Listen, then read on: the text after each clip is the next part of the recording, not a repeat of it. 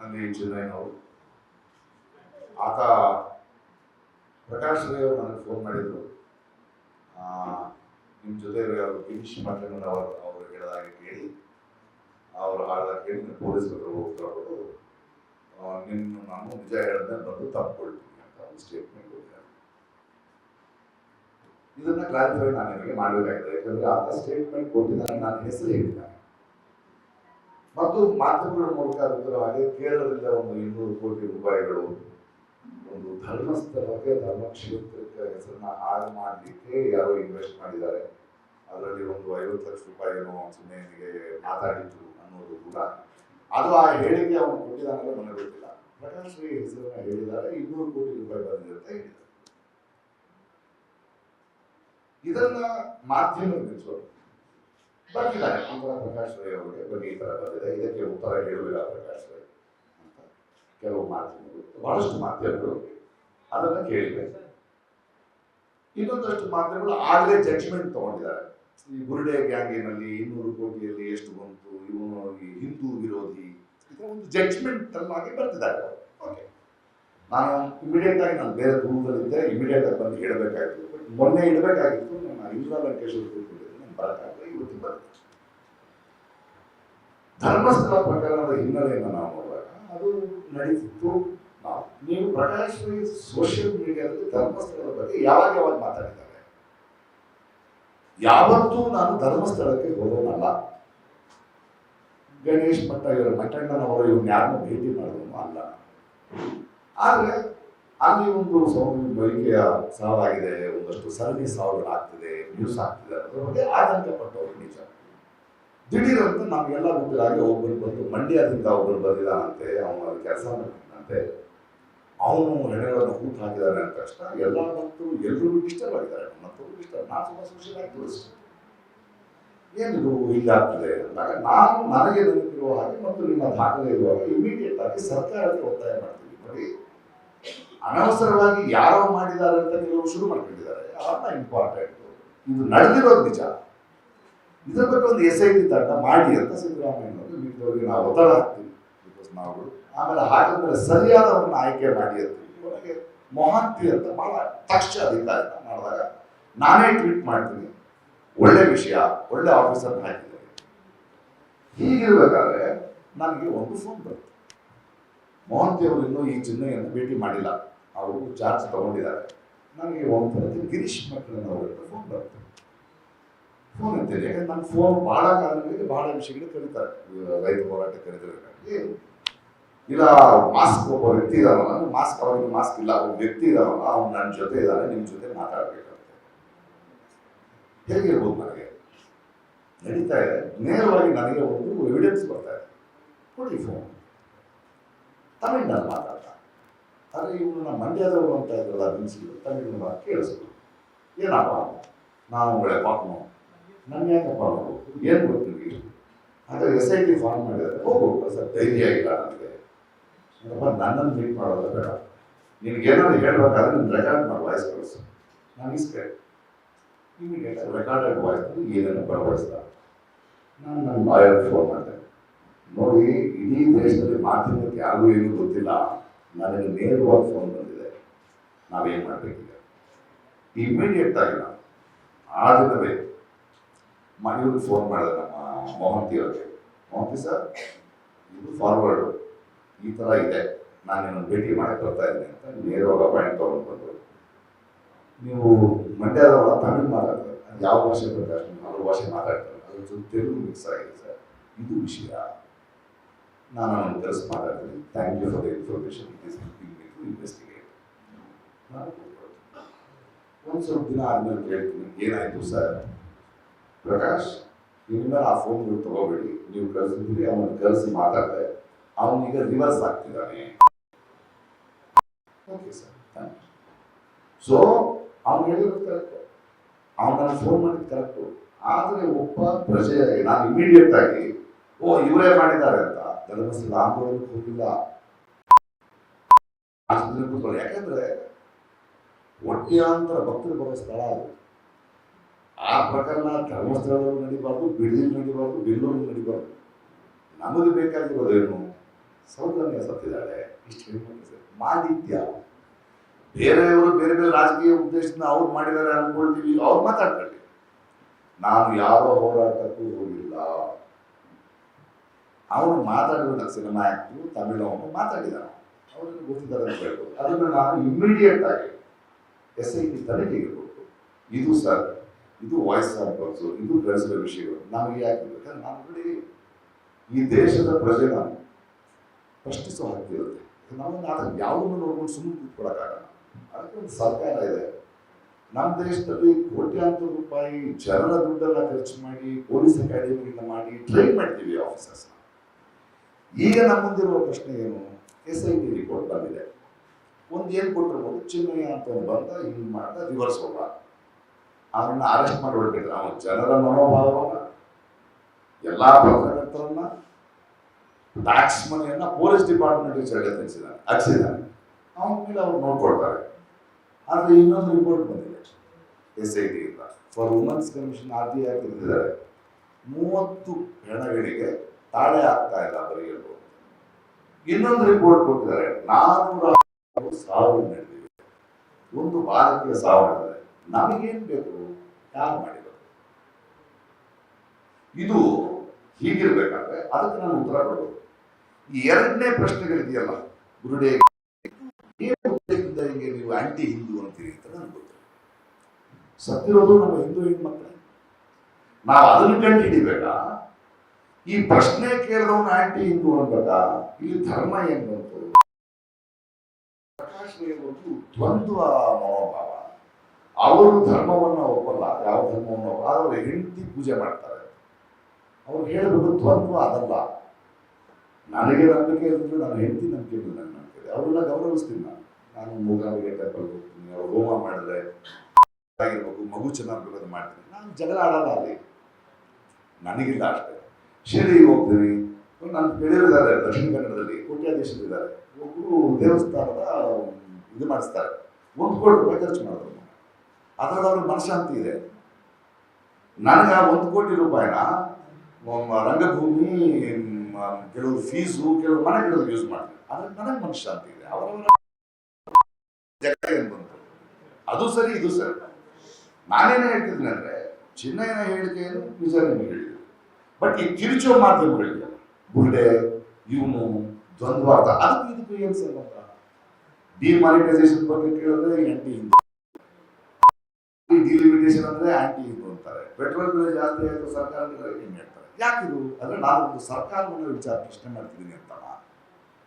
ಹಿಂದೂ ಧರ್ಮ ಎಲ್ಲರೂ ರೀ, ನಾನಿಲ್ಲ, ನಾನು ದೇವಸ್ಥಾನಕ್ಕೆ ಹೋಗಲ್ಲ. ನನಗೆ ಮನುಷ್ಯರು ಮುಖ್ಯ. ಕಷ್ಟ ಅಂದ್ರೆ ಒಬ್ಬ ಮನುಷ್ಯ ಆಗ್ತಾರೆ ಅಂತ ನನ್ನ ಹೆಂಡತಿ ನಂಬ್ತಾರೆ, ಗೆಳೆಯರು ನಂಬ್ತಾರೆ. ಬಟ್ ನೀವು ಇದನ್ನ ಹೀಗೆ ಪ್ರಶ್ನೆ ಮಾಡ್ತೀರಿ, ಹೀಗೆ ಯಾಕೆ ಬಿಂಬಿಸಲು ಪ್ರಯತ್ನ ಮಾಡ್ತೀರಿ? ಭಾರತೀಯ ಜನತಾ ಪಾರ್ಟಿ ಅಂತ ಒಂದು ಪಕ್ಷ ಇದ್ರೆ ಅದೊಂದು ಪೊಲಿಟಿಕಲ್ ಪಕ್ಷ ಅಷ್ಟೇ. ಅದ್ರಲ್ಲಿ ಬರೀ ಅದನ್ನ ಪ್ರಶ್ನಿಸಿದ್ರೆ ಆಂಟಿ ಹಿಂದೂ ಅಂದ್ರೆ ಧರ್ಮಸ್ಥಳಕ್ಕೆ ಯಾಕೆ? ಒಂದು ನಿಮಿಷ, ಅವ್ರು ಧರ್ಮಸ್ಥಳಕ್ಕೆ ಯಾಕೆ ತರ್ತಿದ್ದಾರೆ? ನಾನು ಸ್ಥಳಕ್ಕೆ ಅಪಪ್ರಚಾರ ಮಾಡಲು 200 ಕೋಟಿ ರೂಪಾಯಿ ನಾನು ಎಲ್ಲಿ ತಗೊಳ್ಳಿ? ಅಪಪ್ರಚಾರ ಮಾಡ್ಲಿಕ್ಕೆ ಪ್ರಕಾಶ್ ರೈ ಇದ್ದಾನೆ ಅಂದ್ರೆ ಯಾಕೆ ಹೇಳ್ತೀವಿ? ಅದನ್ನ ನಾವು ಸ್ಟೇಟ್ಮೆಂಟ್ ಕೊಟ್ಟಿದ್ದೀವಿ, ಇನ್ನೂ ಗೊತ್ತಿಲ್ಲ, ಕೋರ್ಟ್ನಲ್ಲಿದೆ. ನಾವೇನು ಯೋಚನೆ ಮಾಡಬೇಕು? ಹೆಣ್ಮಕ್ಳ ಬಗ್ಗೆ ಯೋಚನೆ ಮಾಡಬೇಕು, ಆ ಹೆಣ್ಮಕ್ಳ ಬಗ್ಗೆ ಯೋಚನೆ ಮಾಡಬೇಕು, ಅವ್ರ ಮನೆಯವ್ರ ಬಗ್ಗೆ ಯೋಚನೆ ಮಾಡಬೇಕು. ನಮ್ಮ ಪ್ರಶ್ನೆ ಅದು ಯಾರೇ ಇರಲಿ, ಕೋರ್ಟ್ನಲ್ಲಿದೆ. It is in court, we can take it, but we want answers for that. ಇದರ ಕ್ಲಾರಿಟಿ ಇದು ಈ ಕ್ಲಾರಿಟಿ ಇರಬೇಕಾದ್ರೆ ಆ ಕ್ಲಾರಿಟಿ ಸಿಗಿಸ್ತಿರೋ ಆ ಮಾಧ್ಯಮದವರೆಗೂ ಹೇಳ್ತಾ ಇದ್ದೀನಿ, ದಯವಿಟ್ಟು ಅರ್ಥ ಮಾಡ್ಬೇಡಿ. ನಾನು ಹೇಳ್ತಿರೋದು ನೋವು. ಆ ಮಾಧ್ಯಮದವ್ರಿಗೆ ಜನರಿಗೆ ಯಾಕೆ ತಪ್ಪದಾರಿ ಹೇಳ್ಕೊಂಡು ನಾನು ಧರ್ಮಸ್ಥಳದಲ್ಲಿ ನಾನು ಯಾಕೆ ಇರಲಿ, ಅಲ್ಲಿ ಹೋಗೇ ಇಲ್ಲ. ನಾನು ಒಂದೇ ಒಂದ್ಸಲ ವೀರೇಂದ್ರ ಹೆಗ್ಡೆಯವ್ರನ್ನ ನಾನು ಭೇಟಿ ಮಾಡಿದೆ. ಅದ್ಭುತವಾದ ಮನುಷ್ಯ. ನಾನು ಕರ್ಕೊಂಡು ಹೋಗಿದ್ದು ಮಂಗಳೂರಿನಲ್ಲಿ. ಅವ್ರು ತುಂಬ ಬ್ಯೂಟಿಫುಲ್ ಆಗಿ ಮಾತಾಡಿ ಫಲಹಾರ ತಿಂದು, ನಿಮ್ಮ ನಟನೆ ಚೆನ್ನಾಗಿದೆ, ಒಳ್ಳೆ ಹೆಸರು ನಿಮಗೆ ಅಂತ ಹೇಳೋದು. ಯಾಕೆ ನಾವು ಬೇರೆ ಕೆಲಸ ಇಲ್ಲ. ಬಟ್ ಇವ್ರು ನೋಡಿ, ಏನ್ ಅನ್ಕೊಂಡಿದ್ರೆ ನಾವು ಇದನ್ನ ಹೆಂಗೆ ತಿರ್ಚಿ, ಅವ್ರಿಗೆ ಧರ್ಮಸ್ಥಳದ ಮೇಲೆ ಪ್ರೀತಿ ಇಲ್ಲ, ಧರ್ಮದ ಮೇಲೆ ಪ್ರೀತಿ ಇಲ್ಲ, ಇವನನ್ನ ಹಿಂಗೆ ಸಿರಿಸಿ ಕೆಡಿಸುತ್ತಾರೆ. ಅದು ಯಾರಿಗೋಸ್ಕರ ಮಾಡ್ತಿದ್ದಾರೆ? ಅವ್ರಿಗೂ ಉತ್ತರ ಕೊಡಬೇಕು. ನಿಮಗೆ ನೇರವಾದ ಉತ್ತರವನ್ನ, ಹೌದು ಅವನು ಫೋನ್ ಮಾಡಿದ್ದ, ಅವನು ಫೋನ್ ಮಾಡಿದ ತಕ್ಷಣ ಮೋಹಂತಿ ಅವರಿಗೆ ಕೊಟ್ಟೆ, ಮೋಹಂತಿ ಅವರಿಗೆ SIT ಚೀಫ್ ಇದ್ದಾರೆ, ಅವರು ವೆರಿ ಗುಡ್, ತುಂಬ ಒಳ್ಳೆ ಅವ್ರು ಕರೆಕ್ಟಾಗಿ ಮಾಡಿರ್ತಾರೆ ಏನು ಮಾಡಿದ್ರು, ಅವ್ರ ಮೇಲೆ ನಂಬಿಕೆ ಇದೆ. ಸೊ ಹಿ ಗಿವನ್ ರಿಪೋರ್ಟ್ಸ್, ನಾನು ಅಲ್ಲಿ ಕಾಯ್ತಾ ಇದ್ದೀನಿ. ಇದನ್ನು ನೇರವಾಗಿ ಕೇಳಿದ ಮಾಧ್ಯಮಕ್ಕೆ ಈ ಉತ್ತರ ಮತ್ತು ತಿರುಚಿ ಬೇರೆ ಉದ್ದೇಶಕ್ಕೆ, ಅವರಿಗೆ ಧರ್ಮ ಬೇಕಾಗಿಲ್ಲ, ಇನ್ನೊಂದು ಬೇಕಾಗಿಲ್ಲ, ಧರ್ಮಸ್ಥಳ ಬೇಕಾಗಿಲ್ಲ, ಅಲ್ಲಿಗೆ ಬೇಕಾಗಿಲ್ಲ ಅನ್ಯಾಯ ಬಗ್ಗೆ ನ್ಯಾಯ ಬೇಕಾಗಿಲ್ಲ, ಅವರು ಇದನ್ನ ನನ್ನ ಹೇಳ್ಕೊಂಡು ಬಂದು ಚಿನ್ನಯ್ಯ ಮಟ್ಟಣ್ಣನವರು ಇವರೆಲ್ಲ ಒಂದು ಗುರುಡೆಗೆ ಅದು ಇವರು 200 ಕೋಟಿ ತಗೊಂಡಿದ್ದಾರೆ. 200 ಕೋಟಿ ಎಣಸಕ್ಕೆ ಬರುತ್ತೇನ್ರಿ? ಯಾಕಂದ್ರೆ ಇದೇ ಇವರೇ ಕೆಲವು ತಿಂಗಳ ಹಿಂದೆ ಲಾಸ್ಟ್ ಇಯರ್ 100 ಕೋಟಿ ಪೊನ್ಸಿ ಸ್ಕ್ಯಾಮ್ ನಲ್ಲಿ ಯಾವ್ದು ಆಡ್ ಮಾಡಿ ಬಂದ್ರು, 13 ಗಂಟೆ ಕೂತ್ರು, 10 ವರ್ಷದ ಅಕೌಂಟ್ ನೋಡಿದ್ರು, ಏನೂ ಇಲ್ಲ ಅಂತ ಹೋದ್ರು, ಬರೆಯಲ್ಲ. ಇಡಿ ಬಂದು ಅರೆಸ್ಟು ನಾಳೆನೇ ಅರೆಸ್ಟ್. ಅದಾದ ತಕ್ಷಣ ಬೆಟ್ಟಿಂಗ್ ಆಕ್ಟ್, ಫ್ಯಾಮಿಲಿ ಪೆನಾಲ್ಟಿ ಹೋದೆ. ಏನು ಸ್ವಾಮಿ ಎಲ್ಲಿದೆ ಹೇಳಿ, ಮಾಡಿ ತೋರಿಸಿ, ಮನಿ ಟ್ರಯಲ್ ತೋರಿಸಿ, ಏನೂ ಇಲ್ವಲ್ಲ, ಕಂಪ್ಲೇಂಟ್ ಕೊಟ್ಟರೆ ಕರೆದಿದ್ದೀವಿ. ಸರಿ, ಕರೆದಿದ್ದಾರೆ ಅಂದರೆ 100 ಕೋಟಿ 150 ಕೋಟಿ, ಈಗ 200 ಕೋಟಿ. ನನಗೆ ಅಭ್ಯಾಸ ಆಗುತ್ತೆ, ನೆಕ್ಸ್ಟ್ ಟೈಮ್ ನಾ 500-600 ಕೋಟಿ ಮಾಡಿ ಅಂತ ಅರ್ಥ ಆಗ್ತದೆ ಅಲ್ವಾ? ಸೊ ನಾವು ದೇಶದಲ್ಲಿ ನಾವು ಪ್ರಜೆಗಳು ಪ್ರಶ್ನೆ ಕೇಳ್ತಾನೆ ಇರಬೇಕು. ಯಾಕಂದರೆ ನಮ್ಮ ಸರ್ಕಾರ, ನಮ್ಮ ಹಣ, ನಮ್ಮ ಮಕ್ಕಳಿಗೆ ಅನ್ಯಾಯ ಆಗ್ತಾ ಇದೆ ಅಂದಾಗ ಆ ಕೇಳೋರ್ನೂ ನೀವು ಹಿಂಗೆ ತಿಳ್ಕೊಂಡು ಅದರಿಂದ ರಾಜಕೀಯ ದುರುದ್ದೇಶ ಇದೆ. ನಾನು MLA ಆಗಬೇಕಾಗಿಲ್ಲ, MP ಆಗಬೇಕಾಗಿಲ್ಲ, ನಿಂತಿದ್ದು ಅನುಭವಕ್ಕೆ ನಿಂತಿದ್ದೀನಿ. ಈಗ ಆಗಬೇಕಾಗಿಲ್ಲ. ನಾನು ಸಮಾಜಕ್ಕೆ ನಾನು ಪ್ರತಿಸ್ಪಂದಿಸಬೇಕಾಗಿದೆ, ನಾವು ಎಲ್ಲರೂ ಪ್ರತಿಸ್ಪಂದಿಸಬೇಕಾಗಿದೆ. ಈಗ ಅನ್ಯಾಯ ನೋಡ್ಕೊಂಡು ಕೂತ್ಕೊಳ್ಳೋಕ್ಕಾಗಲ್ಲ ಅಲ್ವಾ? ಸೌಜನ್ಯ ಬಗ್ಗೆ ಬರ್ತಿದ್ದೀರಿ ನೀವು, ನಮಗೆ ಬೇಕಾಗಿರೋದೇನೋ ಸೌಜನ್ಯ ಯಾಕೆ ಸತ್ರು, ಇಷ್ಟೊಂದು ಜನ ಯಾಕೆ ಸತ್ರು, ಅದನ್ನು ಕೇಳ್ತಾ ಇದೀವಿ. ನಾನು ಕೇಳ್ತಾ ಇದ್ದೀನಿ, ನನ್ನ ಈ ಮಾಧ್ಯಮದಲ್ಲಿ ಎಳ್ಕೊಂಡು ಹೋಗಿ ಹಂಗೆ ಸಿಗಿಸಿ ಇವನು ಹೋಗಿ ಅಂದ್ರೆ ನಿಮಗೆ ಪಾರ್ಟಿ ಅಷ್ಟೇ. ನಿಮ್ಮನ್ನ ಪ್ರಶ್ನಿಸಿದ್ರೆ ಧರ್ಮನ ಪ್ರಶ್ನೆ ಮಾಡ್ದಂಗೆ ಅಲ್ಲ. ಈ ದೇಶದ ಪ್ರಧಾನಿಗಳಿದ್ದಾರೆ, ಅವರು ವಾರಣಾಸಿಯ ಪ್ರತಿನಿಧಿ, ಅವರ ಪಾರ್ಟಿಗೆ ಅವ್ರ ಮೆಜಾರಿಟಿ ಬಂದಿರುವಂತ ಅವರು ಪ್ರಧಾನಮಂತ್ರಿ ಆಗಿದ್ದಾರೆ. ಆ ಪ್ರಧಾನಮಂತ್ರಿಗಳ ಕೆಲವು ಪ್ರಶ್ನೆಗಳನ್ನು ನಾನು ಕೇಳಿದ್ರೆ ಅದು ಧರ್ಮವನ್ನು ಪ್ರಶ್ನಿಸಿದ್ದಲ್ಲ ಅಲ್ವಾ? ನಾನು ಕೇಳಬೇಕು, ಡಿಮಾನಿಟೈಸೇಷನ್ ಹರ್ಟ್ ಆಗ್ತಾ ಇದೆ, ಕೇಳಬೇಕು. ಅದು ಈ ತಿರುಚೋರಿದಾರಲ್ಲ, ಇದು ನನ್ನ ಕ್ಲಾರಿಟಿ. ಈಗ ನೀವು ಏನು ಪ್ರಶ್ನೆ ಕೇಳಿ ನಾವು ಉತ್ತರ ಕೊಡಲಿಕ್ಕೆ ರೆಡಿ. ಅಲ್ಲ, ನಾನು ಮುಗಿಸಿ ಫುಲ್ ಸ್ಟಾಪ್ ಈಗ ಒಂದು ಬಂದ್ರಲ್ಲ, 1 ನಿಮಿಷ ಇರಿ. ಫಸ್ಟ್ ನೀವು ಕೇಳ್ತೀರಾ? 1 ನಿಮಿಷ ಅವ್ರು ಕೇಳ್ತೀರಾ?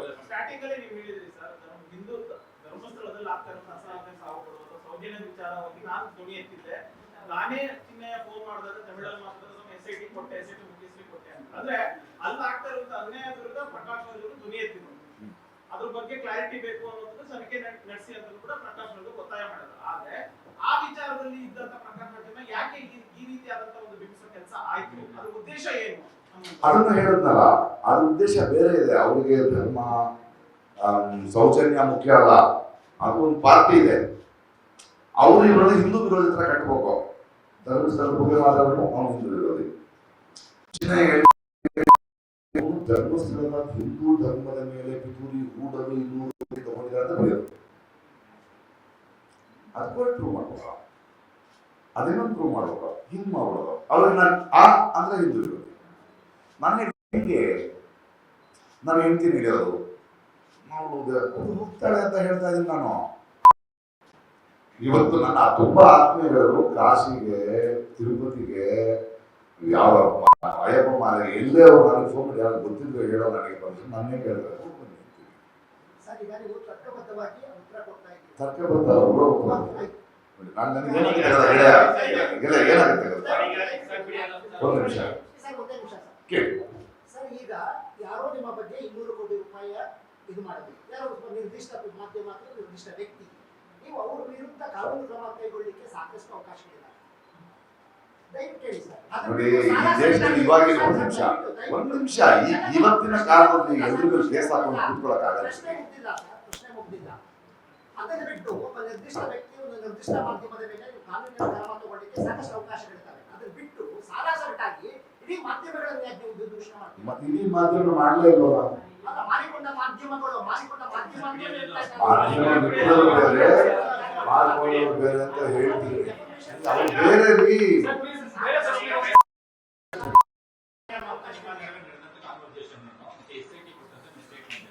அவன் ಏನು ಹೇಳ್ದ ಅಂದರೆ தமிழ்நாடு ಹೇಳ್தான் அண்ணே உங்களை ரொம்ப பிடிக்கும்ண்ணே எனக்கு நல்ல விஷயம் தெரியும்ண்ணே அப்படியாப்பா எந்த ஒரு அண்ணே நான் வந்து உங்களை மீட் பண்ணுவானே என்ன ஏன்டா மீட் பண்ணுறேன் என்ன தெரியும் உனக்கு என்ன ஒரு பணம் கடக்குனேன் எஸ்ஐடி ஃபார்மாக இருக்குது இப்போ பயமாக இருக்குண்ணே ஏன் உண்மையாக சொல்லிட்டு உனக்கு ஏன்டா பயமாக இருக்குது இப்போ சொல்லி அவர் நல்ல ஆஃபீஸரு ஒன்றும் ஆகாது உண்மையாக சொன்னால் ஊரே கொண்டாடுறா நமக்கு தெரியணும் நானே வந்து கண்டுபிடிக்க அவனை நீ போ அதுக்கு முன்னாடி மீட் பண்ண வேண்டாம் உனக்கு என்ன சொல்லணுமோ அதை ரெக்கார்ட் பண்ணு ಅವನು 28ಕ್ಕೆ ಹೋಗ್ತಾ ಇದ್ದೀನಿ ಅಂತ ಅವನು ಹೌದು ಅವನು 29 ನಾನು ಏನು ಹೇಳಿದ್ದೀನಿ ನಾನು ನಿಮ್ಗೆ ಹೇಳ್ತಾ ಇದ್ದೀನಿ ಅವನು ಹೇಳಿದ್ದಾನೆ அப்படியாடா போய் பேசு நீ சொல்றது உண்மையா இருந்தா ஊரே கொண்டாடும் ನಾನೇ ಒಂದು ಗಟ್ಟಿ ಬಿಡಿக்கிறேன்டಾ ಊರೇ ಒಪ್ಕೊಳ್ಳೋದು ನಿಜ ನಿಜ ಅಂತ ಬಂದ್ರೆ ಕಾಯ್ತಾ ಇದ್ದಾರೆ ಜನ ನಾನು ಬರ್ತೀನಪ್ಪ ನಿನ್ನ ಅಂತ ಅವನು ಅದನ್ನೇ ಹೇಳಿದ್ದಾನೆ ಅವನ ಡೇಟ್ ಹೇಳಿದ್ದಾನೆ ಅಂತಾರೆ ಅದು ಅವ್ನ ಡೇಟು ಅವ್ನಿಗೆ ಎಷ್ಟು ಜನ ಹೋಗಿದೆ ಅಂತ ಹೇಳಿದ್ದೆ ಸುಳ್ಳು ಇದನ್ನು ಸುಳ್ಳು ಬಟ್ ಅವ್ನು ಹೇಳಿದ್ದೆ ನಾನು ನಕಲಿ ನಿಜ ಅಂತ ಹೇಳ್ತಾ ಇದ್ದೀನಿ ನಾನು ಅದನ್ನ ಇಮಿಡಿಯೇಟ್ ಆಗಿ ತಗೊಂಡೋಗಿ ಮಹಂತಿ ಅವ್ರು ಕೊಟ್ಟಿದ್ದೀನಿ ಅಂತಾನೆ ಹೇಳ್ತೆ ಅಂದ್ರೆ ಅದು ಮಹಂತಿ ಅವ್ರ ಅಲ್ಲ ಬಿಟ್ಕೊಡಲ್ಲ I am not suppose to have that evidence I have been told not to have that evidence it should not be with me ನಾನು ಅದನ್ನ ಅವರಿಗೆ ಕೊಟ್ಟ ಮೇಲೆ ನೋಡಿ ಅದನ್ನು ಹೇಳ್ಬಾರ್ದಲ್ಲ ನಾನು ಅವ್ರ ಕೆಲಸ ಅದು ಇಟ್ ಈಸ್ ಮೊಹಾಂತಿ ಈ ಇಸೆಂಟ್ ಒಂದು ನಿಮಿಷ ಉತ್ತರ ಕೊಡ್ತಾರೆ ಒಂದು ನಿಮಿಷ ಬಿಕಾಸ್ ಆಫ್ ಚಿನ್ನಯ್ಯ ಸ್ಟೇಟ್ಮೆಂಟ್ ಆದ್ಮೇಲೆ ಕೋರ್ಟಲ್ ಎಲ್ಲ ಸ್ಟೇಟ್ಮೆಂಟ್ ಆದ್ಮೇಲೆ ಎಸ್ಐಟಿ ಫಾರ್ಮ್ ಆಗಿತ್ತು ಕೋರ್ಟ್ ಸ್ಟೇಟ್ಮೆಂಟ್ ಕೊಟ್ಟು ಹೌದು ಅದಾದ್ಮೇಲೆ ಎಸ್ಐಟಿ ಅಂದ್ರೆ ನನ್ನ ಬಗ್ಗೆ ಫೋನ್ ಮಾಡಿದ್ದೆ ಅವನು ಇಲ್ದಿದ್ರೆ ನನಗೆ ಎಸ್ಐಟಿ ಫಾರ್ಮ್ ಆಗಿದೆ ಹೆಂಗ್ ಗೊತ್ತಿತ್ತು ಎಸ್ಐಟಿ ಫಾರ್ಮ್ ಆದ್ಮೇಲೆ ನೀವು ಮಾತಾಡಿರಲ್ಲ ಹೌದ್ರಿ ಹೋಗ್ಬೇಕು ಅವನು ಒಂದು 2-3 ದಿನದಲ್ಲಿ ಅಲ್ಲಿ ಅವ್ರ ಹತ್ರ ಅದು ಹೋಗಕ್ ಮುಂಚೆ ನಾನು ಹೋಗ್ತಾ ಇದ್ದೀನಿ ಧೈರ್ಯ ಇಲ್ಲ ನನಗೆ ಇಲ್ಲಪ್ಪ ಒಳ್ಳೆ ಆಗ್ಲಿ ಸರ್ ಅವರು ಹೋಗಿ ಹೇಳು ಅಂತೇಳಿ ನೋಡಿ ಸರ್ ಅವ್ರು ಬರ್ತಾ ಇದ್ದಾರೆ ಅಂತ ತಗೊಳ್ಳಿ ರಿಕ್ವೆಸ್ಟ್ ಮಾಡಿದ್ರು ಅದೇ ಒಂದು ಎರಡನೇದು ನೀವು ರೈತರ ಚಳವಳಿಗೆ ಮುಚ್ಚುಣಿಯಲ್ಲಿ ಹೋಗಿರ್ತಾರೆ ಎಲ್ಲ ಬಂದು ಎಲ್ಲ ಕಡೆ ಆಮೇಲೆ ನಿಮ್ಮನ್ನ ಚಲನಚಿತ್ರೋತ್ಸವದ ರಾಯಭಾರಿ ಹೇಳಿ ಅಪಾರ ಸಂಭಾವನೆ ಕೊಟ್ಟ ಮೇಲೆ ನೀವು ರೈತರ ಹತ್ರ ಹೋಗ್ಲಿಲ್ಲ ಅಂತ ಸಂಭಾವನೆ ಕೊಟ್ಟಿರುತ್ತಲ್ಲ ಯಾವುದಕ್ಕೆ ರಾಯಭಾರಿ ಆಗೋದಕ್ಕೆ ಅದು ಯಾರು ಕೊಡ್ತಾರೆ ಸಂಭಾವನೆ ಹೇಳಿದ್ದು ಒಂದು ಪೈಸೆ ಇರಲಿ ರಾಯಭಾರಿ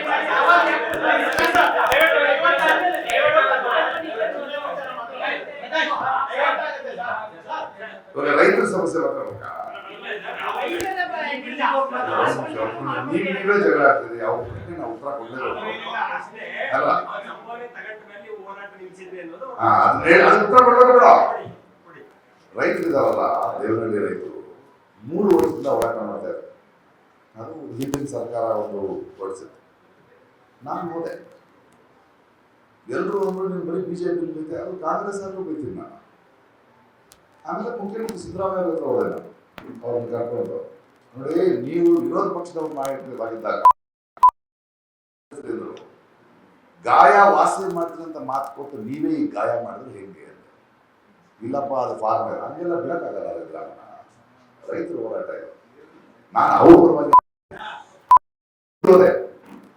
ಪಾರ್ಲಿಮೆಂಟರಿ ಸರ್ಕ್ಯೂಟ್ ಕೂತ್ಕೊಂಡೆ ರಾಹುಲ್ ಗಾಂಧಿ ಒತ್ತಾಯ ತಂದೆ ಮೇಧಾ ಪಾಟೀಲ್ ಜೊತೆ ಕೂತ್ಕೊಂಡೆ ಅದನ್ನು ಫೈನಲಿ ಆ 1700 ಸಿದ್ದರಾಮಯ್ಯನವರ ಕಾಂಗ್ರೆಸ್ ಸರ್ಕಾರ ಏನ್ ಅನ್ಕೊಂಡ್ರು ಹೊರಗಡೆ ನಿಂತ್ಕೊಂಡು ಒಳಗಡೆ ಬನ್ನಿ ಮಾತಾಡೋದಿಲ್ಲ ನಾನು ರೈತರ ಜೊತೆ ಬರ್ತೀನಿ ಅಂದೆ ಅದನ್ನ ಗೆದ್ದು ಅವರಿಗೆ ಒಪ್ಪಡಿಸಿ ನನ್ನ ಕೆಲಸ ಮುಗೀತು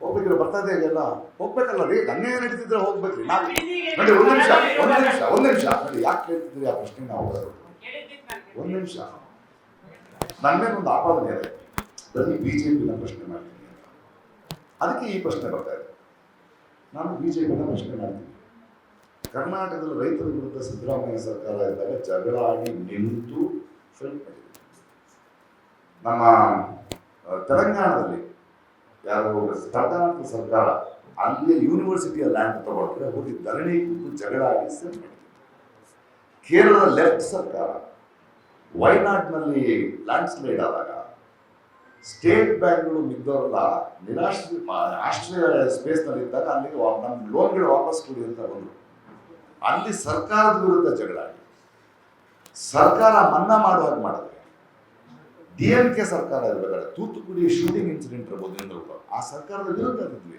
ಅದು ಯಾರಿಗೂ ಗೊತ್ತಾಗಲ್ಲ. ನಿಮ್ಗೆ ಅರ್ಥ ಆಗಿದ್ಯಾ? ನಾನು ನಿರಂತರವಾದ ವಿರೋಧ ಪಕ್ಷ ಅಂತಾನೆ ಹೇಳ್ತಾ ಇರ್ತೀನಿ. ಅದನ್ನ ನಾಳೆ ಇಲ್ಲಿ ಪ್ರಾಬ್ಲಮ್ ಜನ ಸಮಸ್ಯೆಗೆ ಹೋಗ್ಬೇಕ್ರಿ. ನಾವು ನ್ಯೂಟ್ರಲ್, ಅನ್ಯಾಯ ಆದ್ರೆ ಹೋಗ್ಬೇಕು. ಒಂದು ಇದಕ್ಕೆ ಯಾಕೆ ಹೋಗ್ತಿಲ್ಲ, ಇದಕ್ಕೆ ಯಾಕೆ ಹೋಗಲ್ಲ, ಅದಕ್ಕೂ ಉತ್ತರ ಬಿಡಿ, ಈ ಥರ ಕೇಳಬೇಡಿ. ನನ್ನಿಂದ ಸಾಧ್ಯವಾಗುತ್ತೆ ನಾನು ಹೋಗ್ತೀನಿ, ನೀವು ಬನ್ನಿ. ಒಬ್ಬನೇ 10 ಪ್ರಶ್ನೆ ಮಾಡೋಕ್ಕಾಗಲ್ವಲ್ಲ. ಸೊ ನ್ಯೂಟ್ರಾಲಿಟಿ ಅಂದ್ರೆ ಏನು? ಸಿದ್ದರಾಮಯ್ಯನವ್ರನ್ನೂ ಪ್ರಶ್ನಿಸುವ, ಕಾಂಗ್ರೆಸ್ CPIನೂ ಪ್ರಶ್ನಿಸುವ, ಬಿಜೆಪಿನೂ ಪ್ರಶ್ನಿಸ್ತೀವಿ. ಯಾರು ಸರ್ಕಾರದಲ್ಲಿದ್ದಾರೆ ಅವ್ರನ್ನೇ ಪ್ರಶ್ನೆ ಮಾಡಬೇಕು. ಸರ್, ನನ್ನ ಪ್ರಶ್ನೆ ನೇರವಾಗಿ ನೀವು ಬಿಡದಿಗೆ ಹೋಗ್ತೀರಾ ಹೋಗಲ್ಲ? ಹೌದು, ಬಿಡದಿ ವಿಷಯ ಯಾವಾಗ ಹೋಗ್ತೀರಾ? ಇರ್ಲಿ, ಒಂದ್ ನಿಮಿಷ, ಅದಕ್ಕೆ ಉತ್ತರ ಕೊಡ್ತಾ ಇದ್ದೀನಿ. ಡೇಟ್ ಎಲ್ಲ ಹೇಳಕ್ ಅದು ನೋಡ್ಬೇಕ್ರಿ. ನಾನೀಗ ಇಶ್ಯೂ ಏನು ಏನಾಗ ನೋಡ್ಬೇಕು. ಸುಮ್ಮನೆ ಆಗಲ್ಲ. ಯಾರಾದ್ರು ನಿಂತಿದ್ದಾರೆ, ಒಂದು ಹೋರಾಟಕ್ಕೆ ನಿಂತವ್ರು ಮಾಡ್ಕೊಳ್ಳೋರಾದ್ರೆ ಹೋಗಿ ನಿಂತ್ಕೋಬಾರ್ದು. ನಾನು ಕಾಯ್ತೀನಿ. ನಿಮಗೆ ಗೊತ್ತಿಲ್ಲ, ರಾಜ್ಯಕ್ಕೆ ವಿರುದ್ಧ ಹೋರಾಡ್ತಾ ಇರ್ತಾರೆ, ಅವ್ರನ್ನ ನಿಂತ್ಕೊಂಡ್ರೆ ಟಕ್ಕಂತ ಮಾಡ್ಕೊಂಡಿರ್ತಾರೆ. ಸೊ ಅವ್ರ ಜೆನ್ಯುನಿಟಿ ಅದು. ಈವನ್ ಇದರ ಸಮಸ್ಯೆ ಅದು ದೇವನಹಳ್ಳಿ ರೈತರಿದ್ದಾಗ ನೀವು ದೇವನಹಳ್ಳಿ ನೀವು ಮುಂದಿರಿ ಅಂತೆ. ಸರ್, ನೀವು ನನಗೆ ಟೈಮ್ ಬೇಕು, ಪಾರ್ಟಿ ಜೊತೆ ಸೇರ್ಕೋಬೇಡಿ, ರೈತರ ಜೊತೆ ಸೇರ್ಕೊಳ್ತೀನಿ.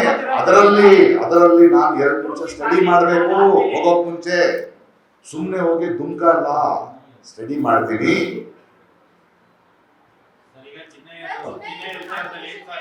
ಒಂದ್ ನಿಮಿಷ ಇಲ್ಲ, ಅವ್ರೇನೋ ಕೇಳ್ತಾರೆ.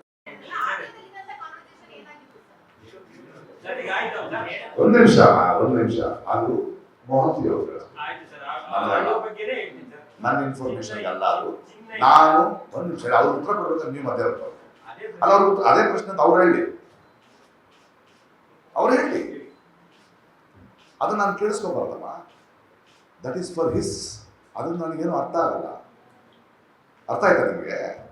And I given it which delete it ಅಂದ್ರು. ನೀವು ಡಿಲೀಟ್ ಮಾಡಿ. ಅವನು ನನ್ನ ಹತ್ರ ಮಾತಾಡೋ ಭಾಷೆ ಆಗಿತ್ತು. ಅವ್ರು ಕೇಳಿದ್ರು ಏನ್ ಭಾಷೆ ಅಂತ. ಹೌದ್ರಿ, ಅದೇ ಕರೆಕ್ಟ್ ಕೇಳಿಸ್ಕೊಳ್ಳಿ.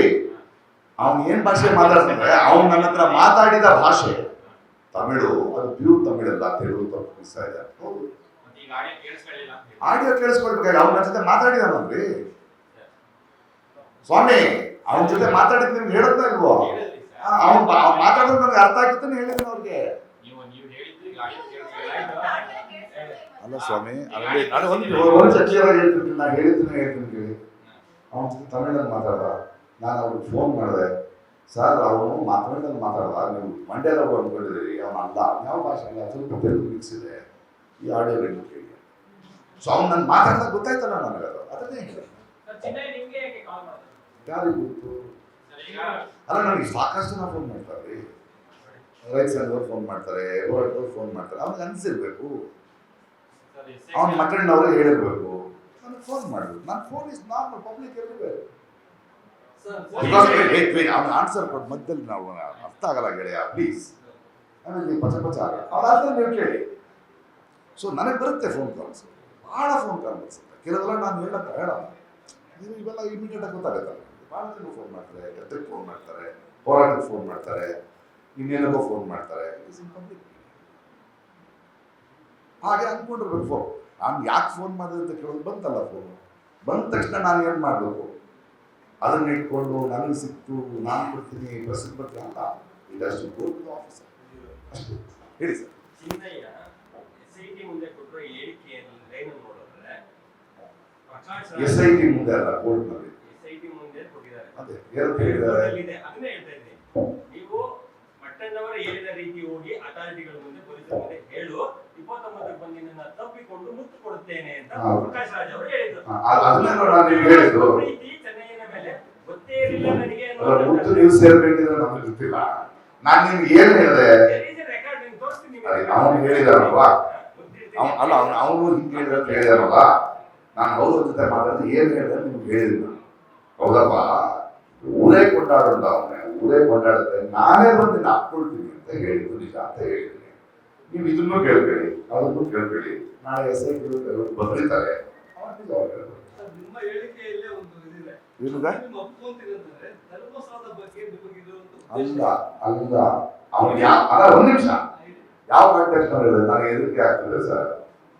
ಸತ್ಯ ಹೇಳಿದ್ರೆ ಏನು ಆಗಲ್ವ ಸರ್ ಅಂದಾಗ, ಸತ್ಯ ಹೇಳಿದ್ರೆ ಊರೇ ಕೊಟ್ಟಾಗುತ್ತೆ ಕಣ, ಕಾಯ್ದಾದ್ರೆ ನಾನೇ ಬಂದು ನಾನು ಕೊಡ್ತೀನಿ ಕಣ, ಮುಂದೆ ಹೋಗಿ ಹೇಳಿ ಅದು ಸತ್ಯ ಅಂತ ಗೊತ್ತಾಗ್ಲಿ ಅಂತ.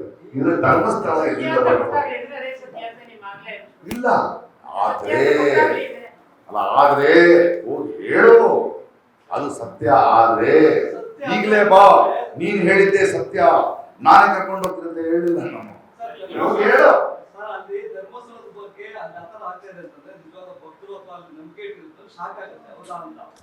ಆದ್ರೆ ಸತ್ಯ ಆದ್ರೆ ಹೋಗಿ ತಬ್ಕೊಂಡು ಹೌದು, ಖುಷಿನ ಏನು? ಯಾರು ಕೊಲೆ ಮಾಡಿದ್ರೆ ಗೊತ್ತಾ, ನಾವು ಸಂತೋಷ ಆಗಲ್ರಿ, ಕೊನೆಗೂ ಸಿಕ್ಕಲ್ಲ ಬೇಕು ಅಂತ. ಕೊನೆಗಳಿಗೂ ಸಿಕ್ಕಿದಾಗ ಸಂತೋಷ ಆಗುತ್ತೆ. ಏನ ಅಲ್ಲ ನನ್ನ ಇಂಟೆನ್ಷನ್ ಹಬ್ಬ ಕೊನೆಗೂ ಕೊಲೆಗಾರ ಸಿಕ್ಕ. ಹೌದು, ಕೊಲೆಗಾರ ಸಿಕ್ಬಿಟ್ಟಿದ್ರೆ ಸಂತೋಷ ಆಗುತ್ತೆ, ಒಂದು ರಿಲೀಫು ಅಂತ ನೀವ್ ಅನ್ಕೊಳ್ತಿದ್ರಿ. ನೀವೇನ ಅವಾಗಿಂದ ನಿಮ್ಗೆ ನಾನು ಹೇಳಿದ ಉತ್ತರ ಅಷ್ಟೇ. ಅದರೊಳಗೆ ಆ ಥರ ಇಂಟೆನ್ಷನ್ ಇಲ್ಲ, ನಿಮಗೆ ಯಾವಾಗ ಸಂತೋಷವಾಗುತ್ತದೆ, ಮುಕ್ತನ್ನು ಕೊಟ್ಟಿಲ್ಲ. ಸರಿ, ಗೊತ್ತಾಗ್ತದೆ ಸರ್, ನೀವು ಜನ ಕೆಲಸ ಕೇಳ್ತಿದ್ದಾರೆ ಏನ್ರಿ? ಅವ್ರು ಇದೆ, ಅವ್ರ ಹೌದಂತೆ. ಹಾ, ಏನಿಲ್ಲ, ಅದೇ ಫೋನ್ ಕಾಲ್ ನೋಡಿಲ್ಲ ನಾನು. ಅಲ್ಲ, ಅವರು ಹೋರಾಟ ಮಾಡ್ತಿದ್ರಲ್ವಾ, ಹೋರಾಟ ಮಾಡ್ತಿದ್ರೆ ಪ್ರಶ್ನೆ ಕೇಳ್ತಾರೆ, ನಾವು ಅವ್ರನ್ನ ಅಬ್ಸರ್ವ್ ಮಾಡ್ತಾ ಇದೀವಿ ಅಲ್ರಿ. ಅದನ್ನೇ ಮತ್ತೆ ಹೇಳ್ತಾ ಇದ್ದೀವಿ, ಮತ್ತೆ ಉತ್ತರ ಕೊಡ್ಬೇಕಾದ್ರೆ ಮತ್ತೆ ನಿಮಗೆ ಬೇಕಾದ ತಿರುಗಿಸ್ಬೇಡ. ಇಲ್ಲ, ನಾವು ಎಲ್ಲವನ್ನೂ ನೋಡ್ತಾ ಇದ್ದೀವಿ. ಮಟನ್ ಅವರು ಅಸ್ಸಾಮಿ ಏನೋ ವಿಡಿಯೋ ಮಾಡ್ತಾ ಇದ್ದಾರೆ, ನೋಡ್ತಾ ಇದ್ದೀವಿ, ನಮಗೆ ಪರಿಚಯ ಇಲ್ಲ, ಆಗ್ತಾ ಇದೆ. ಅವರೇ ಫೋನ್ ಮಾಡಿದ್ರು ಅಂತ ಹೇಳಿದ್ರು, ಅದನ್ನ ಕರ್ಕೊಂಡು ಎಸ್ ಐ ಹೇಳಿದ್ರು, ನೋಡಿ ಇವರು ಕರೆಸಿ ಇವ್ರು ಫೋನ್ ಮಾಡಿಸಿ ಮಾಡಿ ಅಷ್ಟೇ. ನಾನು ಯಾವುದು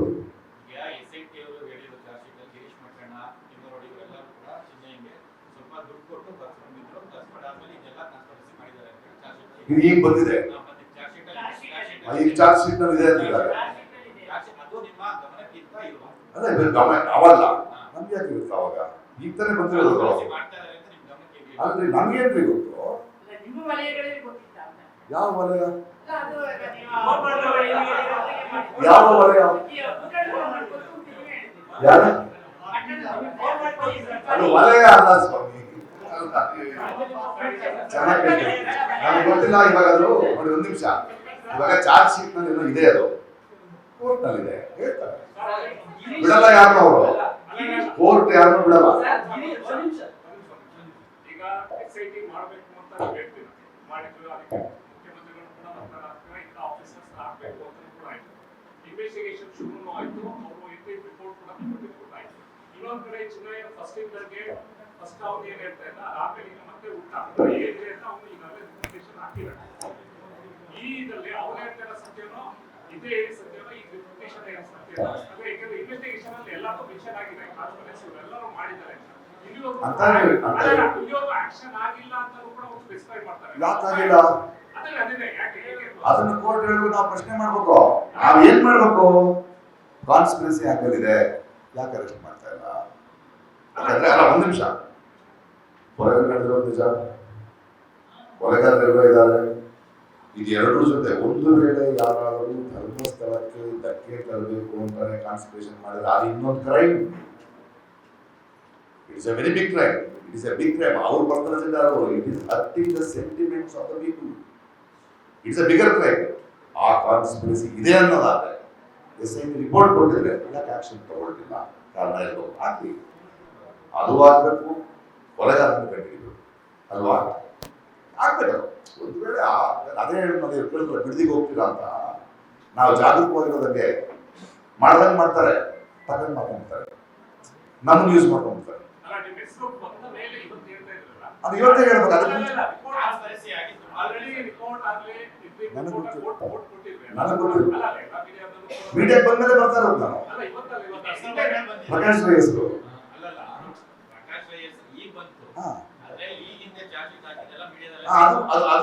wait till the court and the SIT decides. ಹೌದು, ಅದು ವೇಟ್ ಮಾಡಬೇಕು ಬೇಡ? ಅದೇ ರೀ, ಅದು ವೇಟ್ ಮಾಡ್ತಾ ಇದೀವಿ. ಇವನ್ ನಾವು ಡೋಂಟ್ ಟೇಕ್ ಡಿಸಿಷನ್. ನೋಡಿ ಒಂದ್ ನಿಮಿಷ ಹೇಳ್ತಾ ಇದ್ದೀನಿ, ನನಗೆ ಬಂದಿರೋದು ಮಾಹಿತಿ ಚಾರ್ಜ್ ಶೀಟ್ ಹಾಕಿದೆ ಅಂತ. ಅವ್ರು ಇನ್ನೂ ಆಕ್ಷನ್ ತಗೊಳ್ತಾ ಇಲ್ಲ, ಏನು ಕಾರಣ ಇರಬೇಕು. Please we should have patience because it is a very good SIT, very good officer, very good officer. ಯಾರಿಗೂ ಬಗ್ಗದ ಆಫೀಸರ್ ಮಹಾಂತಿ ಅವರು, ಯಾವ ಪ್ರೆಷರ್ಗೂ ಬಗ್ಗದೇ ಇರೋರು. There must be something because women's commission report ಕೊಟ್ಟಿದ್ದಾರೆ, ಬಡ್ಲೇಗುಡ್ಡ ರಿಪೋರ್ಟ್ ಕೊಟ್ಟಿದ್ದಾರೆ, ಚಾರ್ಜ್ ಶೀಟ್ ಹಾಗೆ ಅವ್ರು ಎಲ್ಲ ಮಾಡಿದ್ದಾರೆ ನೋಡಿ ಅವರು. ಅಲ್ಲ, ಇದ್ರ ಜೊತೆಗೆ ಸರ್ಕಾರದ ನಾವು ಟ್ಯಾಕ್ಸ್ ಮನಿನ ಎಷ್ಟು ಚೆನ್ನಾಗಿ ಅವರು ಮಿಸ್ಯೂಸ್ ಆಯ್ತು ಅದ್ರ ಬಗ್ಗೆನೂ ಕೂಡ ನೀವು ಮಾತಾಡ್ಲಿಲ್ಲ. ಈ ಅದನ್ನೇ ಡಿಗ್ಗಿಂಗ್ ಮಾಡೋ ಇವಾಗ ನನ್ನ ತರವೇ ಮಾತಾಡಿದ್ದು ನಾನೀಗ.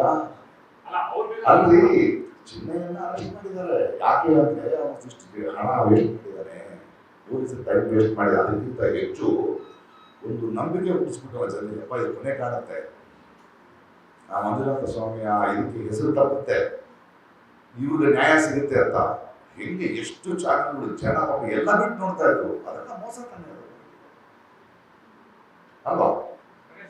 ಚಿನ್ನ ಇನ್ನು 2 ಶೇಡ್ ಇದೆ, ಆರಂಭದ ಒಂದು ಶೇಡು, ನಂತರದ ಶೇಡು. ನೀವು ಯಾವ ಶೇಡಿಗೆ ಸ್ಟ್ಯಾಂಡ್ ಬೈ ಆಗಿದ್ದೀರಿ? ಸ್ಟ್ಯಾಂಡ್ ಬೈ ಆಗೋದ್ರಲ್ಲಿ ಅವ್ನು ಬಿಗಿನಿಂಗ್ ನಲ್ಲಿ ಹೇಳುತ್ತಲ್ಲ, ತಗೊಂಡು ಕೊಟ್ಬಿಟ್ಟೆ, ಅವನು ಚೇಂಜ್ ಆಗಿದ್ದಾನೆ ಅಂತ ನಾವು ನಂಬಂಗಿಲ್ಲ. ಇನ್ನೊಂದು, ನೀವು ಯಾವ ಡೇಟ್ ಅಲ್ಲಿ ಚಿನ್ನ ಜೊತೆ ಮಾತಾಡಿದ್ರು ನೆನಪಿದೆಯಾ? ನನಗಿರೋ ಮಾಹಿತಿ ಪ್ರಕಾರ ಜುಲೈ 14ನೇ ತಾರೀಕು ಮಾತಾಡ್ತೀರಿ, ಬಟ್ SIT ಆಗಿದ್ದು ಜುಲೈ 17ಕ್ಕೆ. ಚಿನ್ನ ಜೊತೆ ನಾವು ಮಾತಾಡ್ತೀವಿ. ನಿನಗಿರೋ ಮಾಹಿತಿನ ನನಗಿರೋ ಮಾಹಿತಿ ಮಾಹಿತಿ ಡಾಕ್ಯುಮೆಂಟ್ಸ್ ನನಗೆ ಗೊತ್ತಿಲ್ಲ, ನನಗೆ ನೆನಪಿದೆ. ಈಗ ಹೇಳಿದ್ದು ನನಗೆ ಯಾವ್ದು ನಾನು SIT ಅದು ಹೇಗೆ ಹೋಗ್ಬೇಕು. ರಚನೆ ಆಗಿತ್ತು. ಮಹಾಂತಿ ಅವರಿದ್ರು ಹೇಳಿದ್ದೀನಿ, ನೀವು ಹೇಳುವ 14 ಮಾಹಿತಿ ಇದೆಯಲ್ಲ, ನಾನು ಹೇಳ್ತಿದ್ದೀನಿ. ನಿಮ್ಮ ಮಾಹಿತಿ ತಪ್ಪಾಗಿದ್ರೆ ಅದು ತಪ್ಪು ಅಂತ ನೀವು ಪ್ರೂವ್ ಮಾಡ್ತೀವಿ. SIT ರಚನೆ ಆಗೋದಕ್ಕೆ ನನಗೆ ಆ ಡೇಟು ಮಾತಾಡ್ತೀರಿ. ನೋಡಿ, ಅವನು ಮಾತಾಡಿದ್ದು ನಿಜ, ನಾನು ಮಹಾಂತಿ ಹೇಳಿದ್ದು ನಿಜ ಇಮಿಡಿಯೇಟ್ ಆಗಿ ಅಂತ ನಾನು ನಿಮ್ಗೆ ಹೇಳಿದ್ದೆ. ಅವತ್ತೇ ಇಲ್ಲ ಇಷ್ಟಾಯ್ತು ಅಷ್ಟಾಯ್ತು ನೀವು ಅವತ್ತೇ ಹೇಳಿದ್ರಿ. ಮಾತಾಡಿದ ಬಾಲ್ಯದಲ್ಲಿ. ನನಗೆ ಆಯ್ತು. ನೀವು ಒಂದು ಬಂದ ತಕ್ಷಣ ಕೂತ್ಕೊ ಹೋಗ್ಬಿಡ್ರಿ. 14ನೇ ತಾರೀಕು ನೀವು ನೋಡಿ ಮತ್ತೆ ಮತ್ತೆ ನೀವು ಒಂದು ಡೇಟ್ ಆ ಡೇಟ್ ನಮ್ಮ ಬಾಯಿ ತೆಗಿಸ್ಬಿಡಿ. I am not interested in that. Don't do that please. ದಯವಿಟ್ಟು ಡೋಂಟ್ ಮಿಸ್ ಮಾಡ್ಬಿಡಿ. No sir. ನೀವು ಹೇಳಿದ ತಕ್ಷಣ ಮತ್ತೆ ಡೇಟ್ ಹೇಳ್ಬಿಡಿ. I don't know that date. ನಾನು ಕ್ಲಿಯರ್ ಆಗಿ ಹೇಳಿದ್ದೀನಿ. ಚಿನ್ನಯ್ಯ ಫೋನ್ ಮಾಡ್ದ, ನಾನು ಮೋಹನ್ಗೆ ಫೋನ್ ಮಾಡಿದೆ. ಕ್ಲಿಯರ್. ನಾನು ಯಾಕೆ ಡೇಟ್ 14 ಅವ್ರು 17 ಹಂಗಾರೆ ನಾನು ಸುಳ್ಳು ಹೇಳ್ತಿದ್ದೀನಿ ಅಂತ ಹೇಳ್ತಿದ್ರೆ ಅದನ್ನ ಬರೀರಿ. ಅದನ್ನ ನಿಮ್ಮ ಮಾಹಿತಿಯ ಪ್ರಕಾರ ಕೋರ್ಟ್ ನಲ್ಲಿ ಹಾಕಿ ಪ್ರಕಾಶ್ ರೈ ಹೇಳ್ತಿರೋದು ಸುಳ್ಳು, ಅವ್ರು ನೀವು ಇನ್ವೆಸ್ಟಿಗೇಟಿವ್ ಆಫೀಸರ್ ಬರೀರಿ. Don't try to do. Next question please. I answer the next question please. Conspiracy ಮಾಡಿದಂತ ಆರೋಪಿಗಳ ವಿರುದ್ಧ ಹೋರಾಡ್ತೀರಾ ಅಥವಾ ನಿಮ್ಮ ಅಭಿಪ್ರಾಯ? Let the court decide. Is first ಯಾರು ಅಂತ ಹೇಳಿ ಮೊದಲು. ಆಯ್ತು, ಆದ್ಮೇಲೆ ನಾವು ಆಗಲಿ. ಒಂದ್ ವೇಳೆ ಪಾಸಿಟಿವ್ ಆದ್ರೆ ಹೋರಾಟ ಬೇರೆ ತರ ಇರುತ್ತೆ, ಒಂದ್ ವೇಳೆ ನೆಗೆಟಿವ್ ಆದ್ರೆ ಬೇರೆ ತರ ಇರುತ್ತೆ. ಅಕಾರ್ಡಿಂಗ್ ಟು ದ ಜಡ್ಜ್ಮೆಂಟ್ ತಾನೇ ಮಾಡೋದು. ನೀವು ಇರ್ತೀರಾ ಕೊನೆ ತನಕ? ನಾನು ಇಲ್ಲೇ ಇರ್ತೀನಿ, ಕೊನೆ ತನಕ ಇರಲೇಬೇಕು. ನಾನು ಕೊಡುಗೆ ಇದೆ ಹೋರಾಟದಲ್ಲ ದೇಶದಲ್ಲಿ. ಇದೆ. ಇಲ್ಲ, ನೀವು ಹೇಳಿದ ಒಂದು ವಾರ ಚೆನ್ನಾಗಿದೆ ನೀವುಗಳೆಲ್ಲ. ಯಾವುದು ಬಲೆಯ ಹೋರಾಟದಲ್ಲ ದೇಶದಲ್ಲಿ. ಗಿರೀಶ್ ಪಾಟೀಲ್ ಸಾಕು. Anything else? ಬೇರೆ ಏನಾದ್ರು ಪ್ರಶ್ನೆ ಇದೆಯಾ? ಗಿರೀಶ್ ಪಾಟೀಲ್ ಅವರು ಕಾಲ್ ಮಾಡಿದ್ರು ಅಂತ ಹೇಳಿದ್ರು. ಗಿರೀಶ್ ಪಾಟೀಲ್ ಅವರು ಬಿಫೋರ್ ಪರಿಚಯ ಇರ್ತಾರೆ. ಇಲ್ಲ, ನೋಡೇ ಇಲ್ಲ, ಇವತ್ತಿನ ಭೇಟಿ ಆಗಿಲ್ರಿ. ನಿಮ್ಗೆ ಯಾಕೆ ಕಾಲ್ ಮಾಡಿದ್ರು ಸರ್? ಅದೇ ಗೊತ್ತಿಲ್ಲ ಅಂತಿದ್ರಲ್ಲಿ ಎಲ್ಲರೂ ಕಾಲ್ ಮಾಡ್ತಾರೆ, ಅವರು ಕಾಲ್ ಮಾಡಿದ್ದಾರೆ. ಬಿಡಿ. Lot of people call me. Lot of people call me. I just pick up the call. ಇದೊಂದು ಕಾನ್ಸ್ಪಿರಸಿ ಸರ್, ದೊಡ್ಡ ಪ್ರಕರಣ, ಗಂಭೀರವಾದ ಪ್ರಕರಣ. Okay. ನಿಮ್ಮನ್ನ ಇಂಟರ್ಫಿಯರ್ ಆಗ್ತಿದ್ದೀರಿ. ಇದಕ್ಕೆ ಅಲ್ಲಿ ಹೇಳಿಕೆ ಕೊಡುವಂತ ವ್ಯಕ್ತಿಗೆ ನಾನು ಹೇಳಿಕೆ ಕೊಡುವುದು ಸತ್ಯ ಹೇಳ್ತೀನಿ ಅಂತ ಹೇಳಿ. ಅಲ್ಲರಿ, ಅದನ್ನ ನೇರ ಪ್ರಶ್ನೆ ಅವನು ಕೇಳ್ದ, ನಾನು ಪೊಲೀಸ್ ಹೋಗಿ ಹೇಳ್ಬೋದ? ದಯವಿಟ್ಟು ಹೇಳೋ, ನನಗೆ ಹೇಳ್ಬೇಡ. ನೀನ್ ನನಗೆ ಹೇಳ್ಬೇಡ, ಬಿಕಾಸ್ ನಾನು ಪೊಲೀಸ್ ಆಫೀಸರ್ ಅಲ್ಲ. ನೀನು ಹೋಗಿ ಹೇಳು. ಊರೇ ಕೊಂಡಾಡ್ತದೆ ಅನ್ನೋ ಮಾತಿದೆಯಲ್ಲ, ಹೌದು, ಊರು ಕೊಂಡಾಡುವ ಪರಿಸ್ಥಿತಿಯಲ್ಲಿ ನಾವಿದ್ದೀವಿ. ಅದ್ರ ಅರ್ಥ ಏನು? ಅರ್ಥ ಏನಂದ್ರೆ, ನಾವು ಇಷ್ಟು ದಿನ ಸೌಜನ್ಯನಿಗೆ ಅನ್ಯಾಯ ಆಗ್ತದೆ ತಕ್ಷಣ ಒಬ್ಬನು ಯಾರು ಬರ್ತಾನೆ.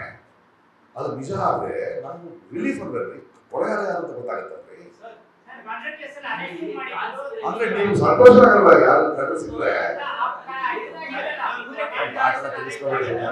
Everybody else? ರಿಸಲ್ಟ್ ನನಗೆ ಗೊತ್ತಿಲ್ಲ ಸರ್ 200 ಕೋಟಿ. ನೆಕ್ಸ್ಟ್ ಟೈಮ್ ಅಂದ್ರೆ 400-500 ಕೋರ್ಸ್ ಮಾಡಿ. ಅವನು ಹೇಳಿದಾನೆ, ಅವನು ಹೇಳಿದಾನೆ, ಅವನೇ ಇಷ್ಟೊಂದು ಹಣ ಇತ್ತು ಅಂತ ಅವನೇ ಹೇಳಿಲ್ಲ. 200 ಕೋಟಿ ರೂಪಾಯಿ ಅವ್ರು ಯಾರು ಹೇಳಿರ್ತಾರೋ ಯಾರು